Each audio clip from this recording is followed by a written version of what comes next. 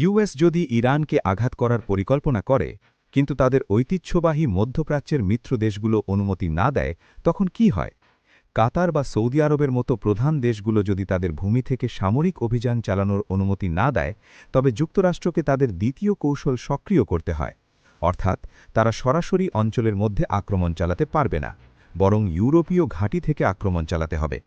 কিন্তু দূরত্ব এরিয়েল যুদ্ধের সবচেয়ে বড় চ্যালেঞ্জ যা পুরো কৌশলগত খেলার নিয়মই বদলে নেয় মধ্যপ্রাচ্যে মার্কিন ঘাঁটিগুলোর সংখ্যা কত মার্কিন উপস্থিতি ব্যাপক মধ্যপ্রাচ্যে প্রায় ৩০-৪০টি সামরিক ঘাঁটি রয়েছে যেখানে প্রায় ৩০,০০০-৪০,০০০ সৈন্য মোতায়েন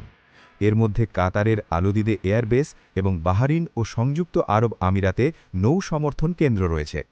ইরানের বিরুদ্ধে আক্রমণের জন্য এই স্থানীয় নেটওয়ার্ক হারালে তা একটি বড় লজিস্টিক সমস্যা তাই ইউরোপীয় ব্যাকআপ পরিকল্পনা অপরিহার্য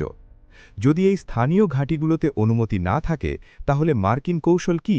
নতুন কৌশলের মূল হল একটি বিশাল লজিস্টিক শিফট যা ফ্লাইং গ্যাস স্টেশনের মতো KC-135 stratotanker air to air refuelling বিমানের ওপর নির্ভর এগুলো কন্টিনেন্টাল মার্কিন যুক্তরাষ্ট্র ও যুক্তরাজ্য থেকে সরাসরি গ্রিসের ঘাঁটিতে পৌঁছে কেন KC-135 এত গুরুত্বপূর্ণ কারণ এগুলো ছাড়া আক্রমণ সম্ভব নয় ইউরোপীয় ঘাঁটি থেকে ইরানে আক্রমণ চালাতে হলে বিমানগুলোকে বিশাল দূরত্ব অতিক্রম করতে হবে F-35 বা F-16 মতো ফাইটার জেটের অভ্যন্তরীণ জ্বালানি ক্ষমতা এত দূর রাউন্ড ট্রিপের জন্য যথেষ্ট নয় KC-135 ট্যাঙ্কারগুলো উড়ন্ত সেতু হিসেবে কাজ করে স্ট্রাইক প্যাকেজের সঙ্গে মিড এয়ারে মিলিত হয়ে জ্বালানি ভরাট করে যাতে বিমান ইরানি আকাশে প্রবেশ করতে হামলা করতে এবং নিরাপদে ফিরে আসতে পারে ট্যাঙ্কার না উড়লে আক্রমণ জেটগুলো অব্যবহৃত থাকে ন্যাভি কিভাবে এই কৌশলে সাহায্য করে মধ্যপ্রাচ্যের ল্যান্ড বেসের অভাব পূরণ করতে নৌবাহিনী তাদের ফ্লোটিং সিটি ব্যবহার করে উদাহরণস্বরূপ Gerald R-4 career strike group Gibraltar থেকে পূর্ব দিকে দ্রুত অগ্রসর হয় এটি পূর্ব ভূমধ্যসাগরে পৌঁছালে একটি শক্তিশালী স্ট্র্যাটেজিক পিনসার তৈরি হয় নতুন ক্যারিয়ারগুলো প্রতি মিনিটে কমপক্ষে 4টি জেট উৎক্ষেপণ করতে পারে এবং ইলেকট্রোম্যাগনেটিক এয়ারক্রাফট লঞ্চ সিস্টেম ব্যবহার করে পথ বরাবর এক রাশ ইলেকট্রোম্যাগনেটিক সক্রিয় হয় যা ডিজিটাল সফটওয়্যার দ্বারা সময় মতো নিয়ন্ত্রিত হয় এগুলো একটি চলমান চৌম্বক ক্ষেত্র তৈরি করে যা শাটেলটিকে ধীরে ধীরে টেনে নিয়ে যায় এবং বিমানকে প্রোগ্রামড ত্বরণ অনুযায়ী ত্বরান্বিত করে যখন বিমান প্রায় ১৫৫ মাইল প্রতি ঘন্টা বা প্রায় ২৪০ কিলোমিটার প্রতি ঘন্টা গতিতে পৌঁছায় তখন শাটেলটি মুক্ত হয় এবং বিমান উড়ে যায় শাটেলটি ধীরে ধীরে বন্ধ হয়ে শুরুতে ফিরে আসে পরবর্তী উৎক্ষেপণের জন্য প্রস্তুত কেন ন্যাভি এই ব্যয়বহুল ইলেকট্রোম্যাগনেটিক সিস্টেম বেছে নিয়েছে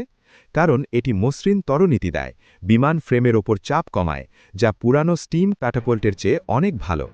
কিন্তু ক্যারিয়ারের পাশাপাশি মার্কিন যুক্তরাষ্ট্রের বিশাল পরিমাণ মিসাইল টার্মিনাল এয়ার ডিফেন্স সিস্টেমও প্রয়োজন আসলে তারা মধ্যপ্রাচ্য থেকে ৬০% মিসাইল সিস্টেম সরিয়ে নিয়েছিল সেগুলো ঠিক করতে কতগুলি মিসাইল স্থানান্তরিত হচ্ছে উত্তর হল আকাশ ভরে এই গ্লোব মাস্টার ব্যবহার করা মার্কিন সেনাবাহিনী প্রায় ৪ থেকে ৬টি পেট্রিয়ট ব্যাটারি এবং TH ব্যাটারির কম্পোনেন্ট আকাশপথে স্থানান্তরিত করবে যা ৩০০রও বেশি ভারী পরিবহন ফ্লাইট প্রয়োজন সবচেয়ে গুরুত্বপূর্ণ অংশ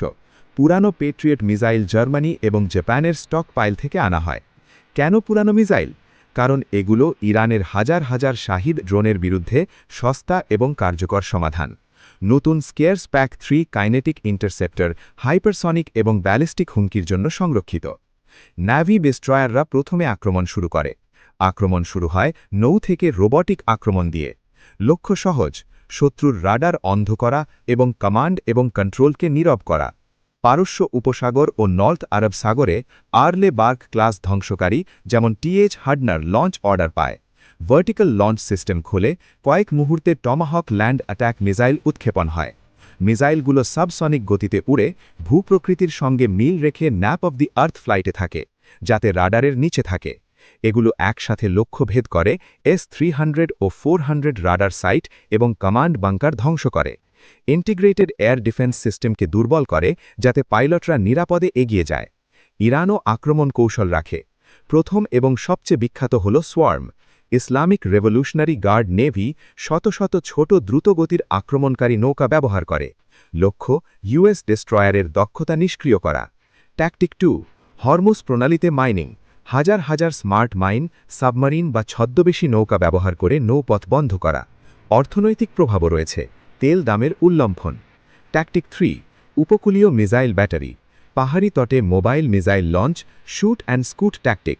ট্যাকটিক 4, সাঁতারু সাবমারিন, জিডি ও গ্যাট ক্লাস, ছোট এবং কম শব্দযুক্ত, টর্পিডো আক্রমণ। সফল আক্রমণ ক্যারিয়ারের ফ্লাইট ডেক বন্ধ করে দিতে পারে।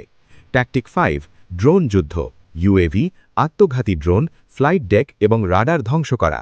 ট্যাকটিক 6, ব্যালিস্টিক মিসাইল ব্যারেজ, স্থির সদর দপ্তর এবং লজিস্টিক হাব আক্রমণ করে জ্বালানি, গোলাবারুদ এবং কমান্ড সাপোর্ট বন্ধ করা। যদি ক্যারিয়ার অক্ষম হয়, তবুও যুক্তরাষ্ট্র প্রেসিশন স্ট্রাইক চালাতে পারে।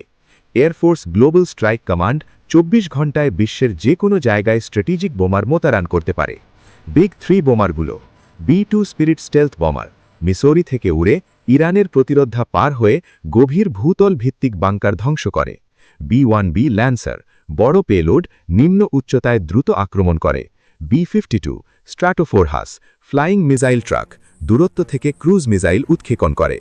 প্রথমে B2 এয়ার ডিফেন্স ব্যবস্থা ধ্বংস করে। B1 পুরানো প্রতিরক্ষা ব্যবস্থা সরিয়ে দেয়। শেষে B52 ক্রিটিক্যাল ইনফ্রাস্ট্রাকচার ধ্বংস করে। B2 এর সংখ্যা মাত্র 19টি।